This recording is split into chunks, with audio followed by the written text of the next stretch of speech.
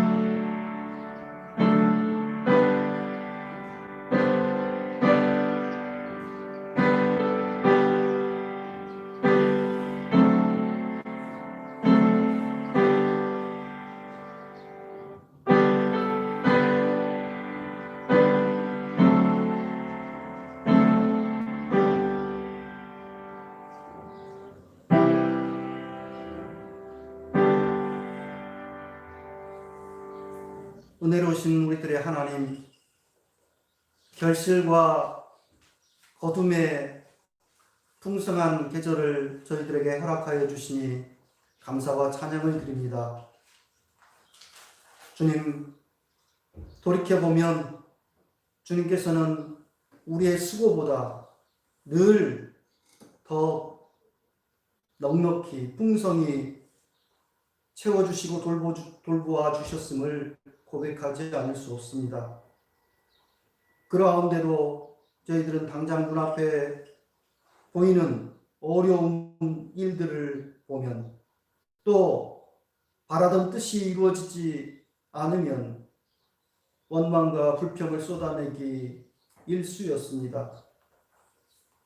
하지만 그런 저희들을 오래 참으시고 또 이해하시고 필요에 따라 늘 저희들의 수고보다 더 큰 은혜로 채워주신 주님의 은혜를 저희들이 바로 깨달아 알게 하시고 주님의 은혜에 제대로 응답하는 삶으로 나아가도록 저희를 인도하여 주옵소서. 오늘 이 시간 주님 앞에 저희들이 겸손히 마음 모아 예배하고자 모였습니다. 저희들의 마음을 받아주옵시고 온전히 주님께 영광이 되는 이 예배되게 하여 주옵소서. 주 예수님의 이름으로 간절히 기원하옵나이다. 아멘. 아멘. 다 같이 일어서셔서 경배 찬송 찬송가 76장 찬송하겠습니다.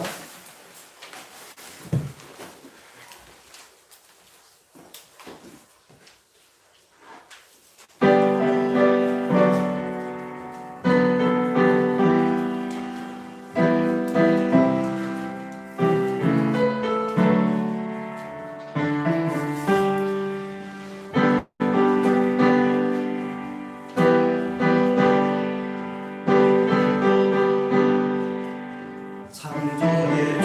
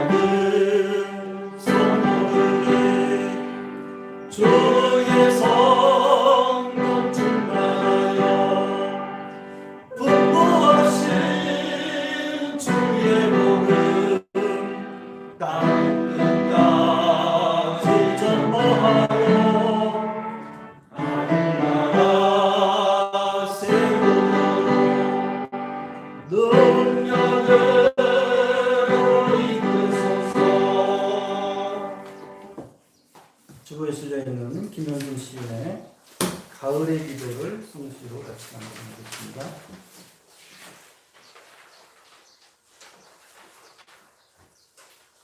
가을의 기도.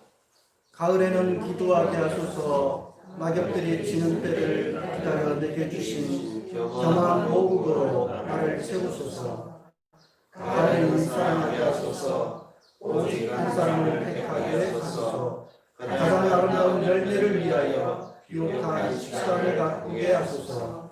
가을에는 봄으로 있게 하소서. 나의 영혼 불빛이 바다와 백합의 불기차기지만 나는 나뭇가지 위에 다다른 까마귀 같이.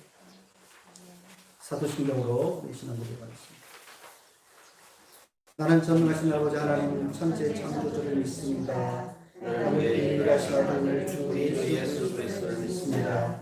그는 성령으로 되어 본디오 마리아에게 나시고 본디오 빌라도에게 고난을 받아 십자가에 못 박혀 죽으시고 장사되지 사흘 만에 죽으자 가운데서 다시 살아나셨으며 하늘에 오시어 전능하신 하나님 편한 것이로서 그로부터 살아있는 자와 죽은 심판으로 오십니다. 나는 성령을 믿으며 거룩한 공교회와 성도의 교제와 죄를 용서받는 것과 원의 부활과 영생을 믿습니다. 아멘. 고백의 찬송 332장 보신 다음에 김명재 집사님 기도해 주시겠습니다.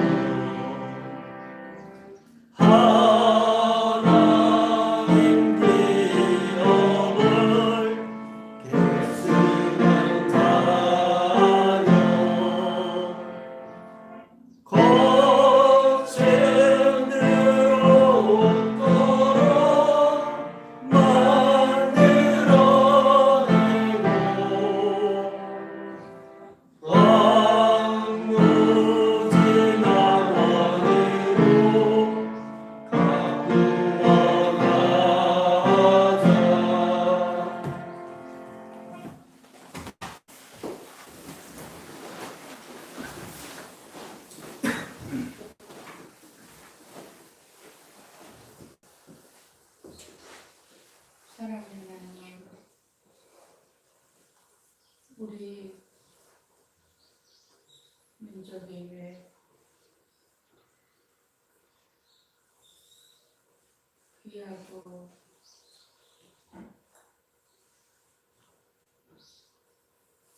고요한 그 명절의 시간을 허락하셔서 온 나라가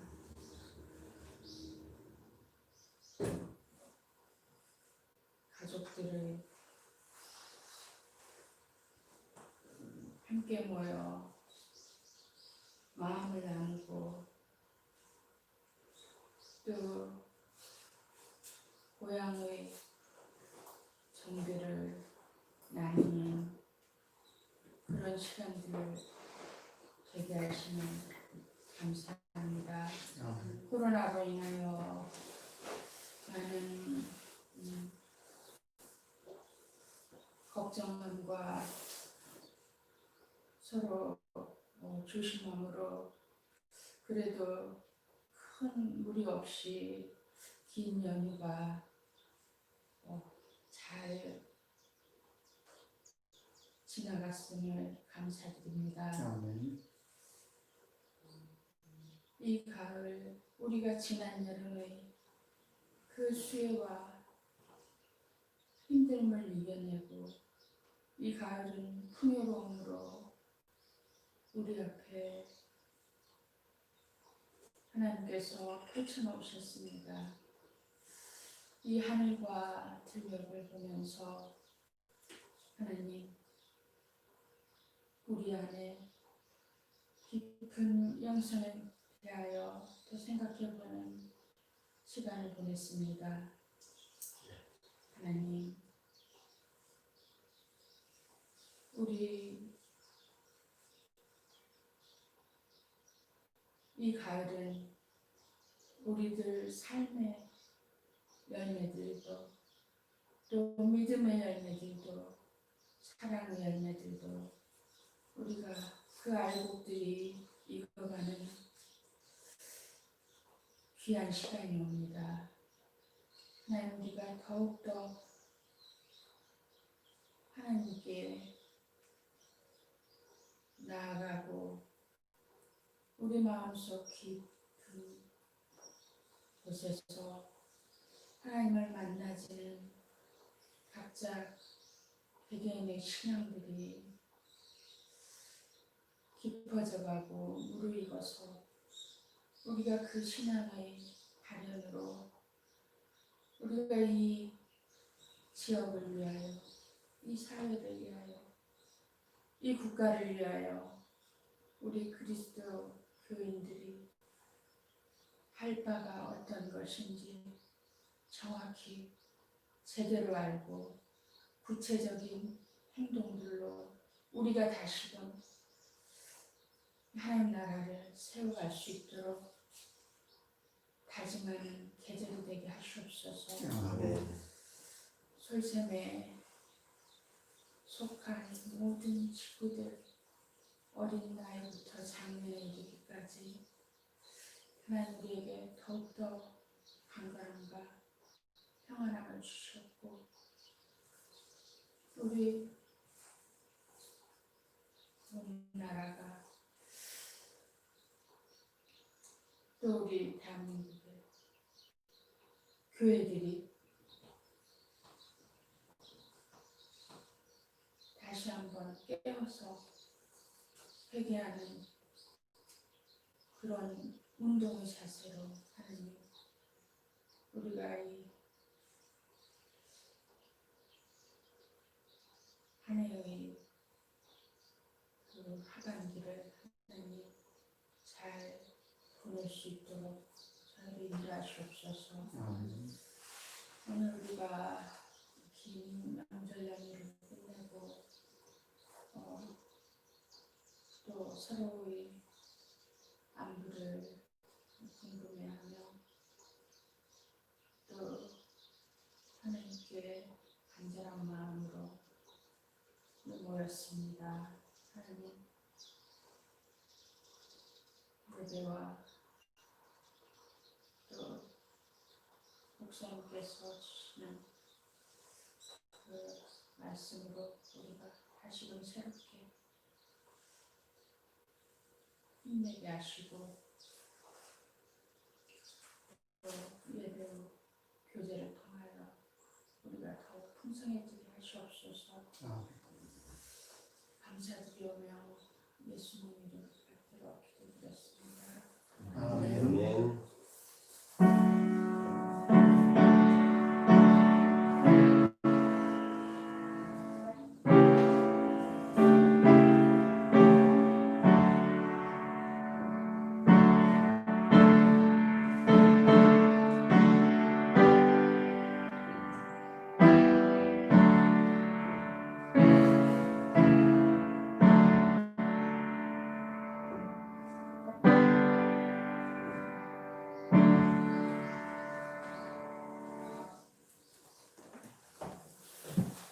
오늘 함께 나눌 하나님의 말씀은 신약 마태복음서 21장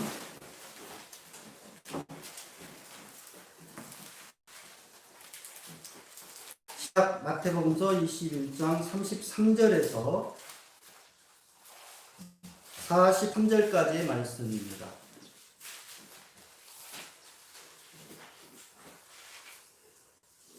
신약 마태복음서 21장 33절에서 43절까지의 말씀을 제가 봉독해 드립니다. 다른 비유를 하나 들어보라. 어떤 집주인이 있었다. 그 포도원을 일구고 울타리를 치고 그 안에 포도즙을 짜는 확을 파고 망대를 세웠다. 그리고 그것을 농부들에게 새로 주고 멀리 떠났다. 열매를 거두어 드릴 철이 가까이 왔을 때에 그는 그 소출을 받으려고 자기 종들을 농부들에게 보냈다. 그런데 농부들은 그 종들을 붙잡아서 하나는 때리고 하나는 죽이고 또 하나는 돌로 쳤다. 주인은 다시 다른 종들을 처음보다 더 많이 보냈다. 그랬더니 농부들은 그들에게도 똑같이 하였다. 마지막으로 그는 자기 아들을 보내며 말하기를 그들이 내 아들이야 존중하겠지 하였다. 그러나 농부들은 그 아들을 보고 그들끼리 말하였다. 이 사람은 상속자다. 그를 죽이고 그의 유산을 우리가 차지하자. 그러면서 그들은 그를 잡아서 포도원 밖으로 내쫓아 죽였다. 그러니 포도원 주인이 돌아올 때에 그 농부들을 어떻게 하겠느냐? 그들이 예수께 말하였다. 그 악한 자들을 가차없이 죽이고 제때에 소출을 바칠 다른 농부들에게 포도원을 맡길 것입니다. 예수께서 그들에게 말씀하셨다. 너희는 성경에서 이런 말씀을 읽어본 일이 없느냐? 집 짓는 사람이 버린 돌이 집 모퉁이의 머릿돌이 되었다. 이것은 주님께서 하신 일이요 우리 눈에는 놀라운 일이다. 그러므로 나는 너희에게 말한다. 하나님께서는 너희에게서 하나님의 나라를 빼앗아서 그 나라의 열매를 맺는 민족에게 주실 것이다. 아멘. 오늘 이 자리에 또 이 온라인으로 예배를 참여하고 계시는 모든 교우들에게, 성도들에게 주님의 은혜와 평강이 가득 임하시기를 기원합니다. 아멘. 재작년 우리 대한민국 행복 트렌드가 뭔지 아십니까? 그것은 소확행이었습니다. 오늘날까지도 소확행, 이 말이 상당히 널리 퍼져 있고 유행하고 있는데 무슨 말인가 봤더니 작은 데서 확실한 행복을 찾는 것이라고 합니다.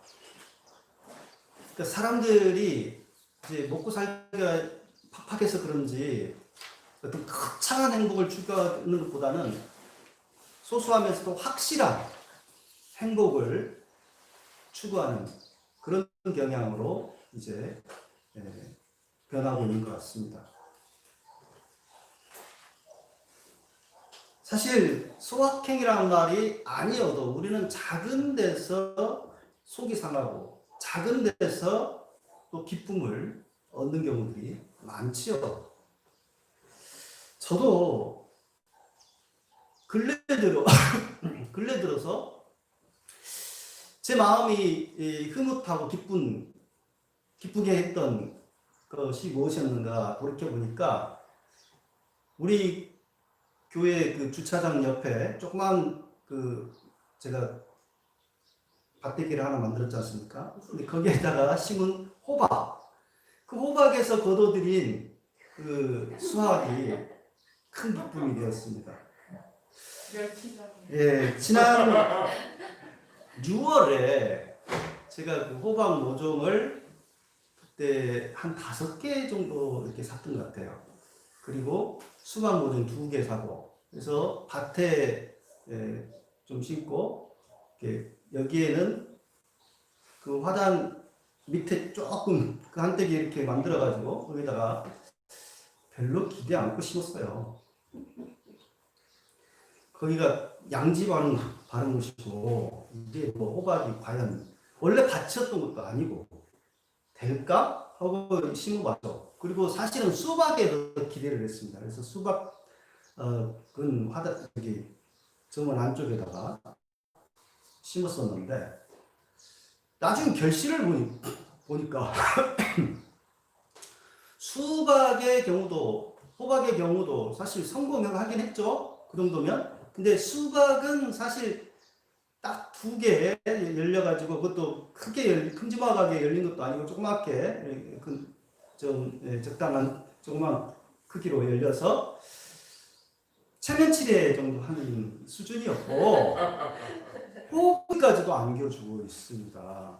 호박 처음 심었을 때에 이제 거기다가 닭똥거름을 이렇게 넣어줬거든요.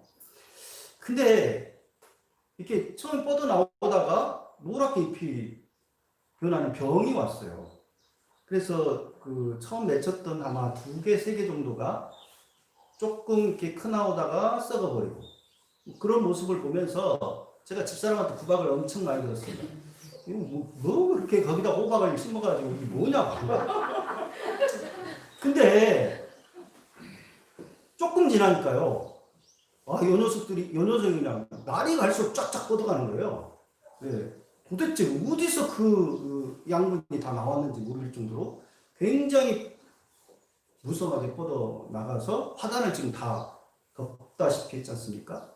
거기서 호박이 아주 튼실한 호박들이 계속 나와서 지금까지도 뭐 그제만 해도 또 따고 계속 따고 있어요. 또 자라고 있고요.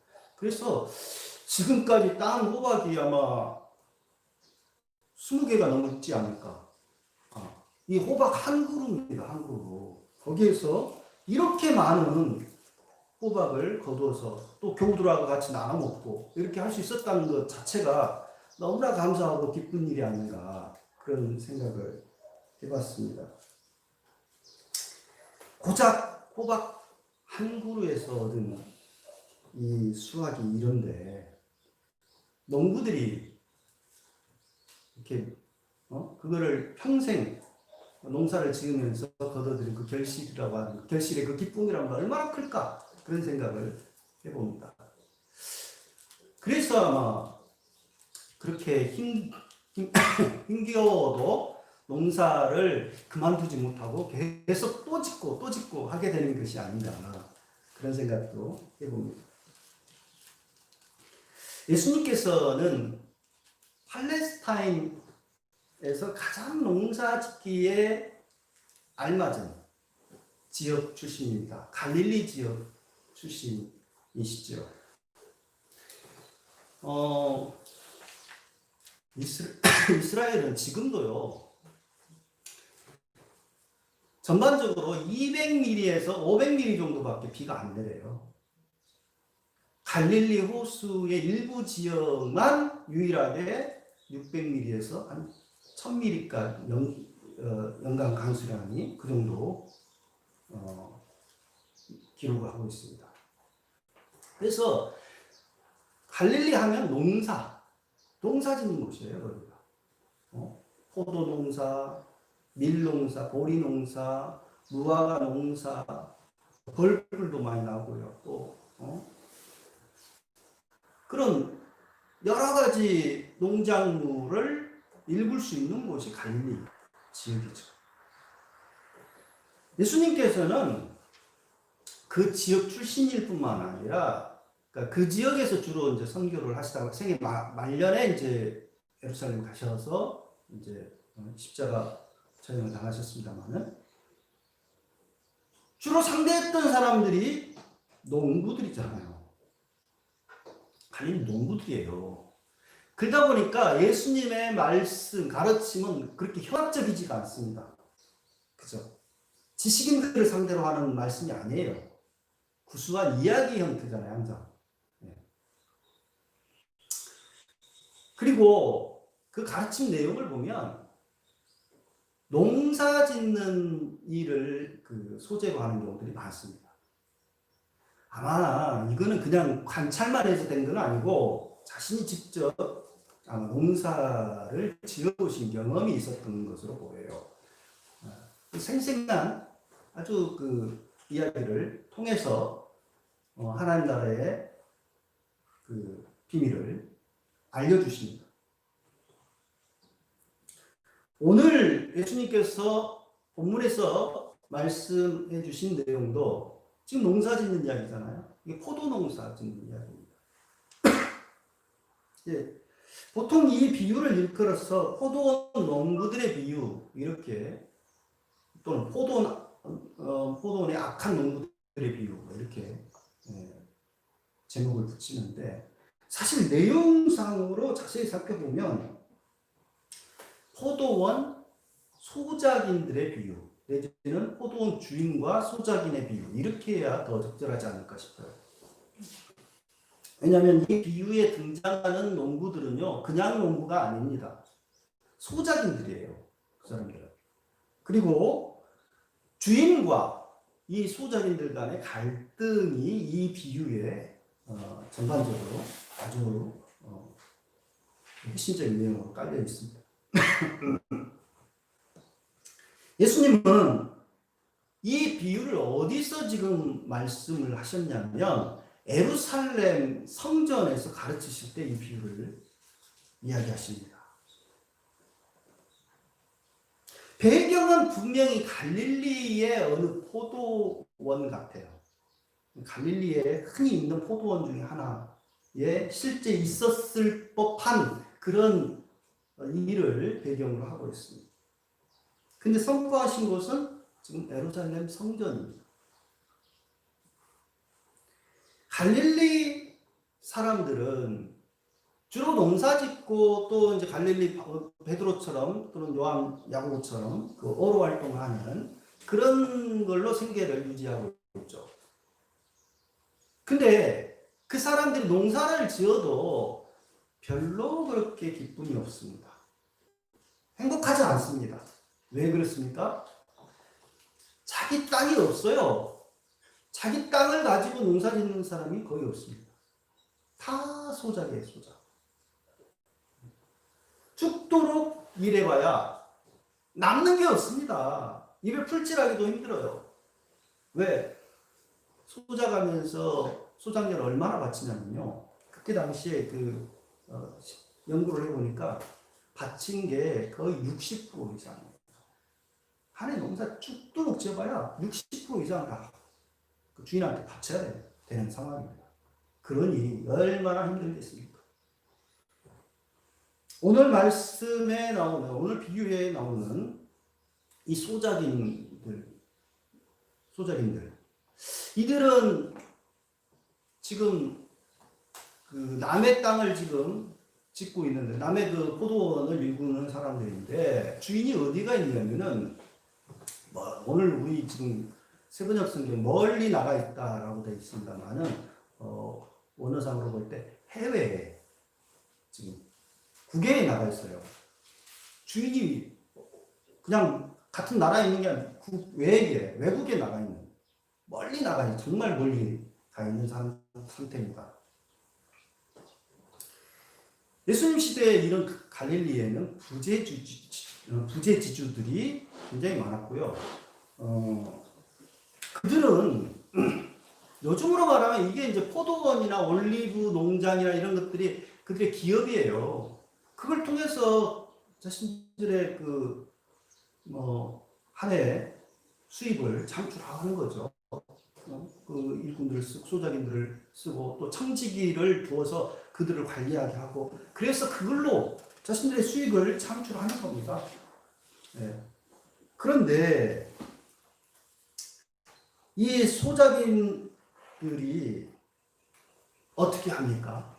지금 소출을 받을 때가 돼서 주인이 지금 종들을 보냈어요. 소출을 가서 받아오너라. 보냈더니만 그 종들을 구타를 하고 또는 죽여버리지 않습니까? 심지어 아들을 보냈더니 그 아들마저 죽여버려요. 포도원 밖으로 내 던져버립니다. 밖에서 죽여버립니다.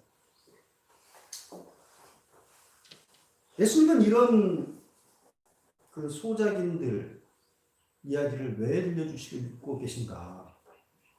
그 억압당하는 소작인들을 그렇게 주인으로부터 그 땅을 그 포도원을 그렇게 해서 폭력적인 방식을 통해서 들려주시는 것은 오히려 풍성한 감사와 기쁨으로 가득해야 할 포도원이 폭력과 살인, 보복으로 아주 얼룩져 있음을, 생지옥처럼 변해버렸음을 이 비유를 통해서 말씀해주고 있습니다.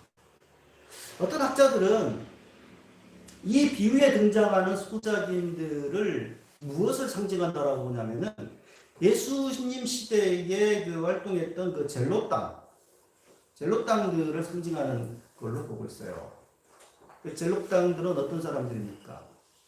폭력적인 수단을 통해서라도 로마 제국으로부터 이스라엘을 독립시키기를 원했던 그런 그 게릴라 활동을 했던 사람들이거든요.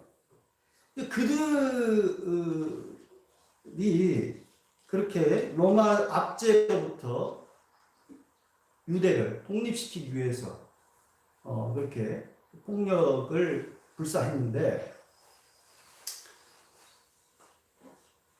예수님께서는 이 비유를 통해서 그걸 이야기를 하시고 또 그렇게 젤롯 땅처럼 하다가는 오히려 이 나라가 결단나 버린다 라고 하는 것을 경고하기 위해서 이 메시지를 주신 것이다. 이렇게 분석을 합니다.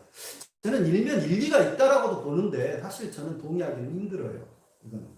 왜냐하면 이 비유의 내용을 자세히 보면은 특히 그 마태복음, 이 같은 본문이 지금 마태, 마가, 누가에 똑같이 그 평행 본문들이 있어요. 근데 마태복음, 우리가 오늘 읽은 건 마태복음이거든요. 마태복음에 나오는 이 비유는 마가복음과 누가의 그 평행 본문과 달리 독특한 점이 있어요. 어떤 점이 특히 독특하냐? 43절 말씀. 이 43절 말씀은 다른 복음서에 안 나오는 구절이 마태복음에만 들어가 있어요, 지금. 한번 같이 읽어볼까요? 시작. 그러므로 나는 너희에게 말한다. 하나님께서는 너희에게서 하나님의 나라를 빼앗아서 그 나라의 열매를 맺는 민족에게 주실 것이다. 마태복음에 나오는 예수님께서는요, 열매를 굉장히 강조하십니다. 열매를. 그래서 오늘 말씀에도 하나님께서 너희들에게 하나님의 나라를 빼앗아서 그 나라의 열매를 맺는 민족에게 주실 것이다. 표면상 이 구절은요, 전반적인 비유의 흐름과 싹 잘 어울리진 않아요. 왜 그렇습니까? 비유에서는 아니 열매야, 포도 나무가 열매를 맺는 거지 이 소작이들이 열매를 맺는 건 아니잖아요. 그런데 열매 맺는 민족을 이야기하고 있지 않습니까? 그 나라 하나님 나라를 그 열매 맺는 민족에게 주실 것이다. 이 말씀을 좀 뜬금없어 보이는 이 말씀을 하고 계시거든요, 예수님께서. 근데 마태복음의 전반적인 내용을 살펴보면 이 말씀이 그리 부자연스러운 말씀은 아니에요. 마태복음에서 예수님께서는 좋은 열매를 맺으라고 거듭거듭 이야기하시거든요. 산상설교에서 예를 들면 뭐라고 말씀하십니까? 좋은 나무는 좋은 열매를 맺고 악한 나무는 나쁜 열매를 맺는다. 그 나무는 무엇으로, 나무가 좋고 나쁜 것은 무엇으로 알 수 있느냐? 그 열매로 안다. 라고 말씀을 하시면서 너희는 그 열매를 보고 그 사람을 알아보아라. 그러니까 그 사람이 거짓 예언자인지 참 예언자인지 열매를 보고 알아보아라. 그런 말씀을 하시거든요. 또 바리새파 사람들과 바알세불 논쟁을 하신 뒤에도 이런 비슷한 말씀을 하십니다. 나무가 좋으면 열매도 좋고 나무가 나쁘면 그 열매도 나쁘다. 그 열매로 나무를 안다. 이 독사의 자식들아, 너희들이 악한데 어떻게 선한 말을 내놓을 수가 있겠느냐. 너희들은 가슴 속에 가득 악한 것을 가득 채우고 있으니 악한 말을 쏟아낸다. 그런 말씀을 하시거든요. 마태복음에서 예수님께서 말씀하고 계시는 좋은 열매란 어떤 열매일까요? 그것은 하나님의 뜻에 의로우신 하나님의 뜻에 합당한 삶을 통하여서 선한 행실을 보이는 것.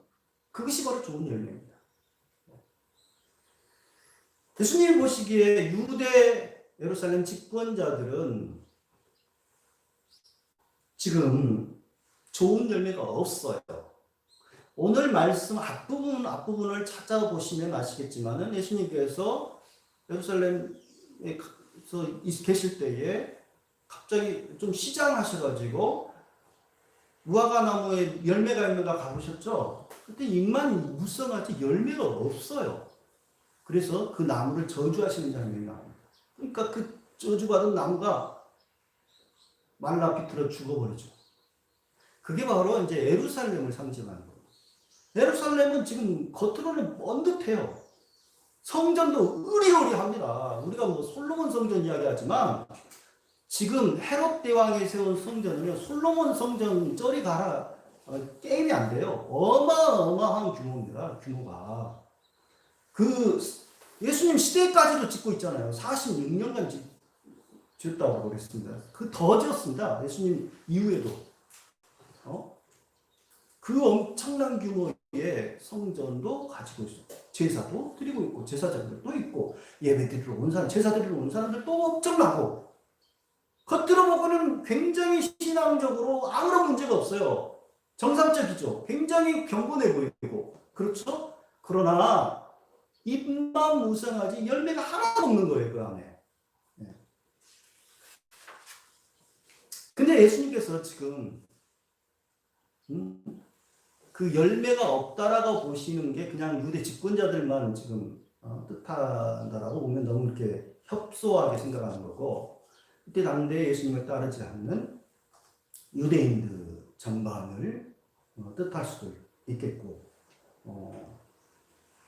오늘날에는 어떻겠습니까? 예수님을 믿노라 하면서도 아무런 예수님께서 요구하신 선한 좋은 열매를, 선한 행실이 없는 기독교인들을 뜻할 수도 있겠죠. 근데 예수님께서 뭐라고 하십니까?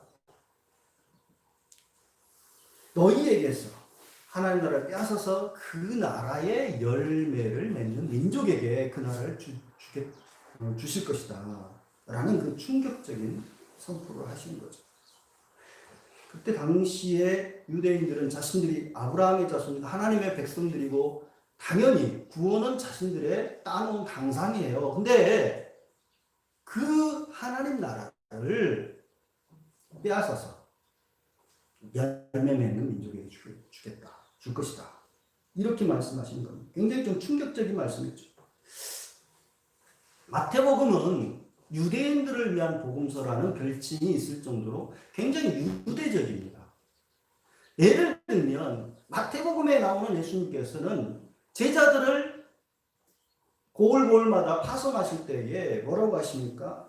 이방인의 길로도 가지 말고 사마리아인의 길로도 가지 말고 너희는 오히려 이스라엘의 잃어버린 양에게로 가라. 그런 말씀을 하셔요. 마태복음에서는. 사실 우리들이 유대인이 아니지 않습니까? 비유대인. 우리는 사실 성서의 주민들이 아니에요. 원주민이 아니에요. 우리는 사실 이방인들이에요. 그러다 보니까 이 말씀을 읽으면 그런 말씀을 딱 대하면 서운해요, 사실. 좀 그렇지 않습니까? 아니 우리 이방인 길로도 가지 말고 사마리아인의 길로도 가지 이스라엘의 잃어버린 양에게만 가라? 그렇게 말씀을 하신가? 그렇게 생각할 수 있죠. 그 정도로 마태복음은 상당히 유대인들을 위한 복음서처럼 이렇게 표면상 그렇게 되어 있어요. 근데 반전이 있습니다. 다행히 반전이 있어요. 잘 읽어보면 그게 아니에요. 유대인의 복음서처럼 보이지만 실상은 이방인들, 오히려 하나님의 백성이 아니라고 여겨졌던 바로 그들을 위한 복음서인 것을 알 수가 있습니다. 예를 들면요, 예수님께서 마태복음 8장 11절 12절 말씀에 이렇게 말씀하십니다.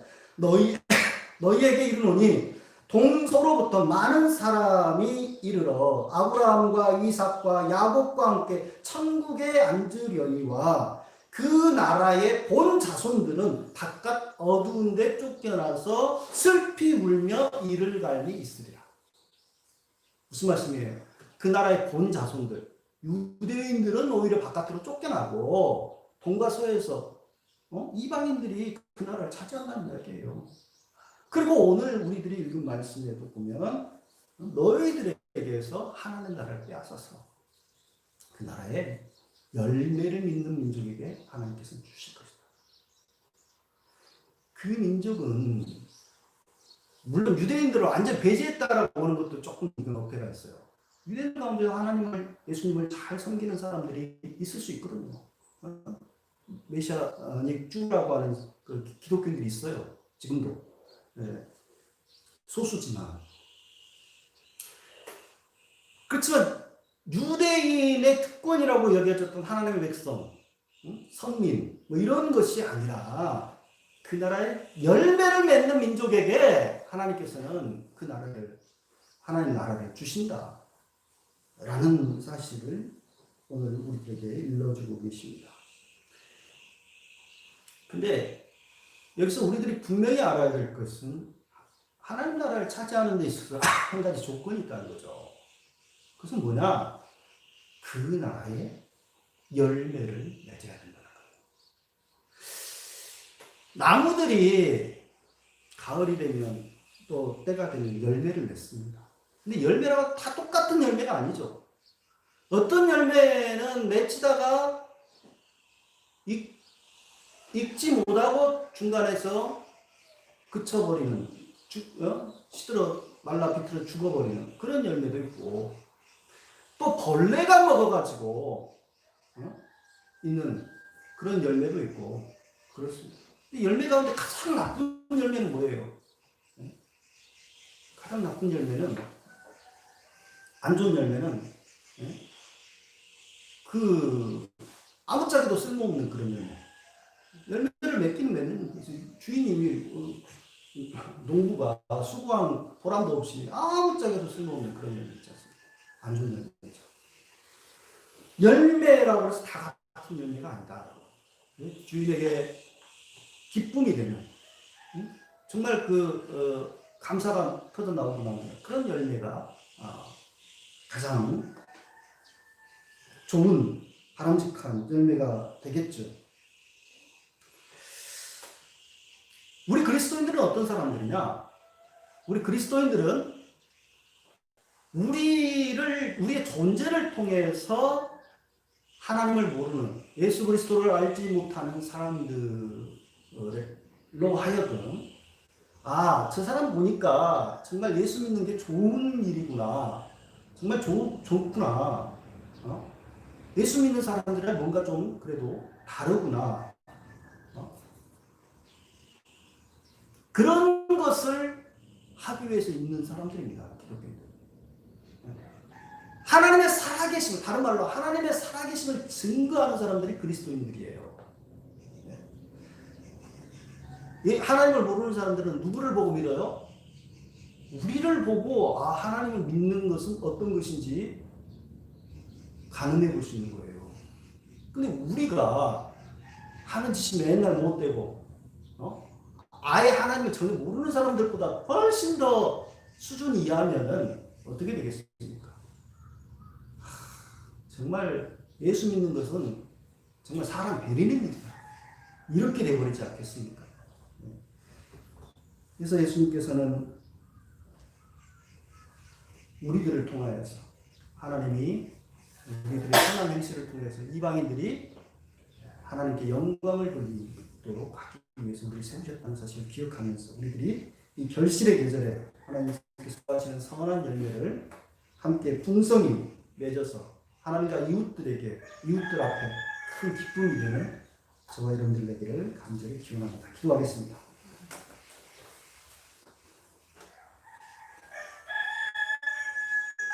우리 자신이 그리스도인이라고 또는 유대인이라고 마음속으로 하나님을 맺어갈 때 그 나라의 백성이 된다는 사실을 믿노라 하면서도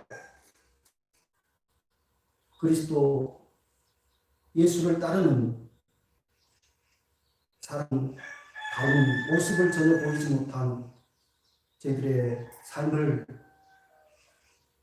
돌아봅니다.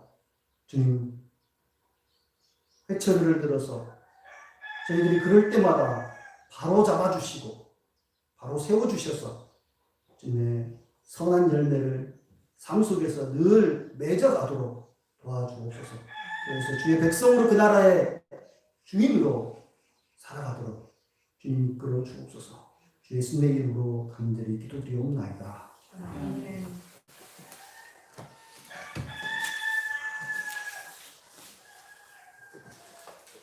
213장 1절 4절 5절 보시면서 준비하겠습니다.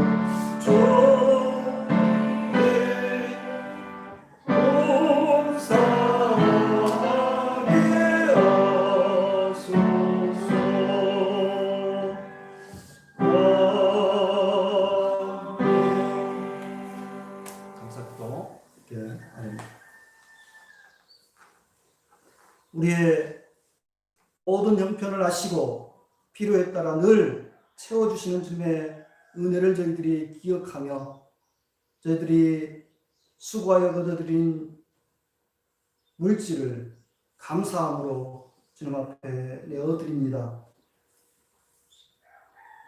마음 다해 정성 다해 주님의 것인지 알고 드리는 손길들을 기억하여 주옵시고 하늘의 크신 복으로 대갚아 주시길 원하옵나이다. 여기 드려진 예물이 주님께서 기뻐하시는 주님의 나라를 위하여 요긴하게 사용되도록 간여하여 주시고 축복하여 주시어서 30배, 60배, 100배의 결실로 나타나도록 도와주옵소서. 주님, 저희들이 이 지역사회에 심겨져서 열매 없는 나무, 악한 열매를 내는 나무가 아니라 선한 열매를 풍성하게 맺어가는 아름다운 교회 되도록 주님 도와주옵소서. 주 예수님의 이름으로 간절히 기도드리옵나이다. 평화 인사 함께 나눠주시기 바랍니다. 온라인으로 참여하신 분들도 평화 인사를 댓글로 남겨주시기 바랍니다. 주의 이름으로 평화를 빕니다. 명절을 잘 보내셨죠? 이제 불효자는 옵니다라고 해가지고 이번에는 집에만 방콕으로 그렇게 지내신 분들이 많았는데 저는 불효자다 보니까 좀 갔다 왔습니다. 무슨 뜻깊은 어른들도 명절을 잘 보내셨을 겁니다. 지난 그 104회기 우리 그 의장통합 총회가 아주 잘못된 결정을 내렸다라고 하는 것을 지난번에 말씀드렸습니다. 그래서 총회 재판국이 올바로 판결한 그 판결을 뒤집는 수수반을 통과시켜가지고 사실상 영성교회 세습의 길을 터져버렸죠. 그래서 또 더군다나 그것을 그 헌법까지 어기면서 그렇게 결정 내린 것에 대해서 소송 고발 이런 것들을 하지 못하도록 또 그렇게 아예 또 장치까지 걸어놨습니다. 그럼에도 불구하고 평신도들 가운데서 일부 평신도들이 우리는 가만히 있지 않겠다 하면서 이거에 대해서 그 소송을 준비를 하고 있습니다. 근데 참 저희 그 목회자들이 이 중차대한 일을 그 소수의 평신도들한테 맡겨놓는다는 게 말이 되느냐 라고 하면서 우리도 거기에 힘을 실자 지금 그렇게 했고 소송인단을 지금 모집을 하는 중입니다. 그래서 저도 참여하기로 했습니다. 근데 이게 소송인단에 참여를 하게 되면 아까 그 소송 고발 이것을 못하도록 막는 장치를 해놨다고 했지 않습니까? 그걸 만약에 어기고 소송을 제기를 하거나 고발을 하게 되면은 말하자면 우리 교단 차원에서의 그 징계, 권징이 있을 수가 있어요. 권징을 제가 이제 또 받을 수 있습니다. 그런 위험이 있기 때문에 다들 지금 몸살이고 하지 못하는 것들인데 그래도 참여를 하기로 했어요. 권징을 하든 말든지 간에 자기네들도 헌법을 어겼는데도 어떡하겠습니까? 그래서 교단이 바로 서로 우리 목회자들 가운데 일부가 용기를 내서 같이 힘을 실겠다는 사실을 말씀드립니다. 어제 그 백야도에 그 멸치 기적이 있었다고 제가 말씀을 카톡에 올렸는데 뜰채로 정말 막 떴다라고 합니다. 형님이. 그래서 담을 데가 없을 정도로 더 이상 그 아이스박스 한가득 담고 더 이상 담을 데가 없어서 돌아왔다고 그래요. 그래서 그 정도의 엄청난 그 멸치 대멸치를 오늘 이제 트럭 갖고 갑시다. 잡아줬습니다. 그래서 이따가 끝나고 다들 조금씩 멸치가 나눠서 가져가시면 될 것 같습니다. 하늘에서 만나고 바다에서 지금 찍고 다 같이 일어서셔서 평화가 있기를 1절 3절 보시고 강복의 손으로 예배드립니다.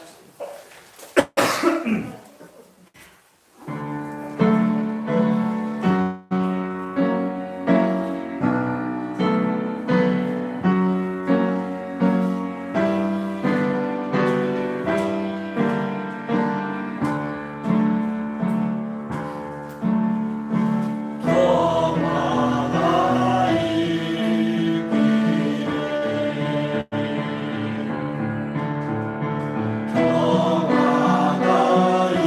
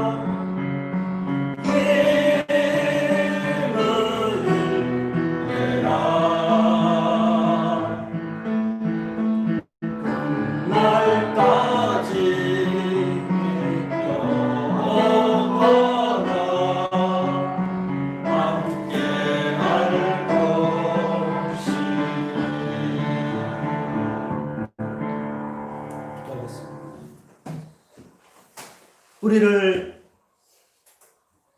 흑암 가운데서 생명의 빛으로 인도해내신 우리 주 예수 그리스도의 은혜와 우리 하나님 아버지의 그 크고 영원하신 자비로우심과 성령의 코이노니아가 이제 하나님께서 바라시는 대로 선한 행실로 열매를 맺어가기로 다짐하는 당신의 거룩한 백성들과 그들의 가정과 일터 가운데 이제로부터 영원토록 늘 함께 계시기를 간절히 축원하옵나이다. 아멘.